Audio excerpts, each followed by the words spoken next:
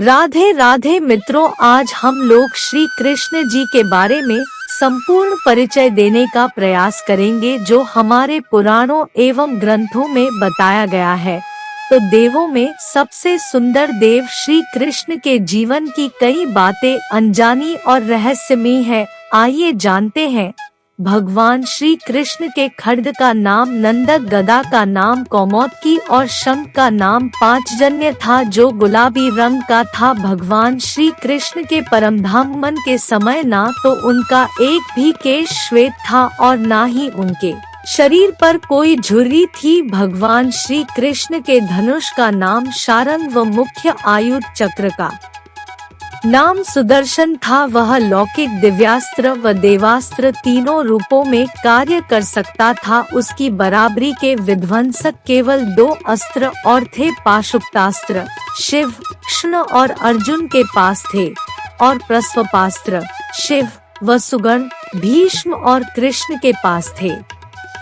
भगवान श्री कृष्ण की परदादी मारिशा व सौतेली माँ रोहिणी बलराम की माँ नाग जनजाति की थी। भगवान श्री कृष्ण से जेल में बदली गई यशोदा पुत्री का नाम एकानंशा था जो आज विंध्यवासिनी देवी के नाम से पूजी जाती है।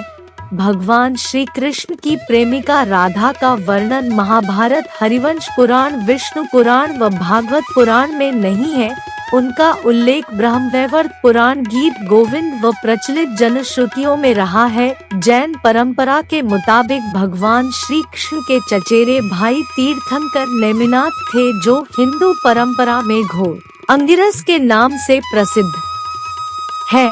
भगवान श्री कृष्ण अंतिम वर्षों को छोड़कर कभी भी द्वारिका में 6 महीने से अधिक नहीं रहे। भगवान श्री कृष्ण ने अपनी औपचारिक शिक्षा उज्जैन के संदीपनी आश्रम में मात्र कुछ महीनों में पूरी कर ली थी। ऐसा माना जाता है कि घोर अंगिरस अर्थात नेमिनाथ के यहाँ रहकर भी उन्होंने साधना की थी। प्रचलित अनुश्रुतियों के अनुसार भगवान श्री कृष्ण ने मार्शल आर्ट ब्रज क्षेत्र के वनों में किया था। डांडिया रास का आरंभ भी उन्हीं ने किया था।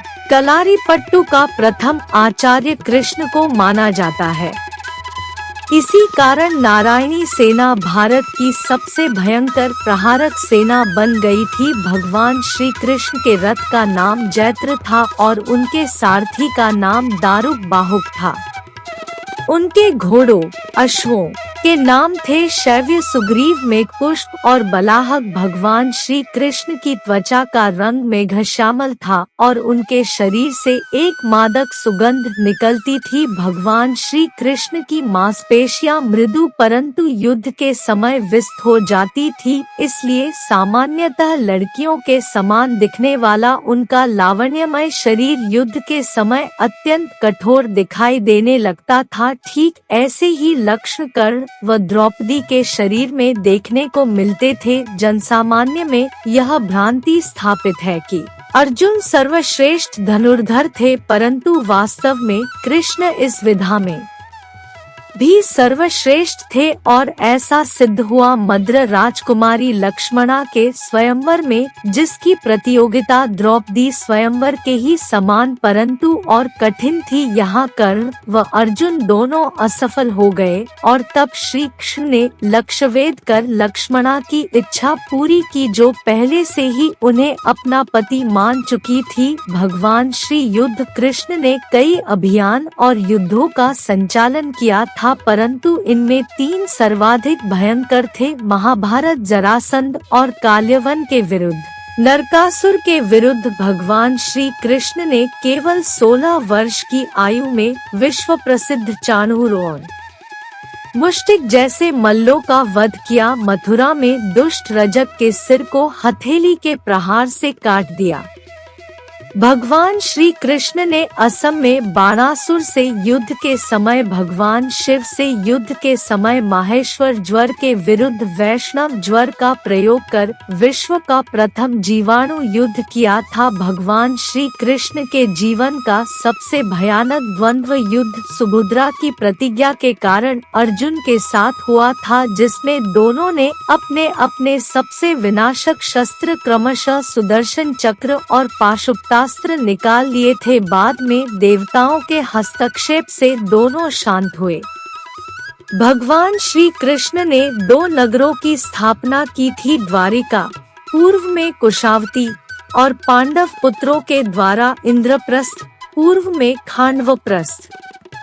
भगवान श्री कृष्ण ने कलारिपट्टू की नींव रखी जो बाद में बोधिधर्मन से होते हुए आधुनिक मार्शल आर्ट विकसित हुई।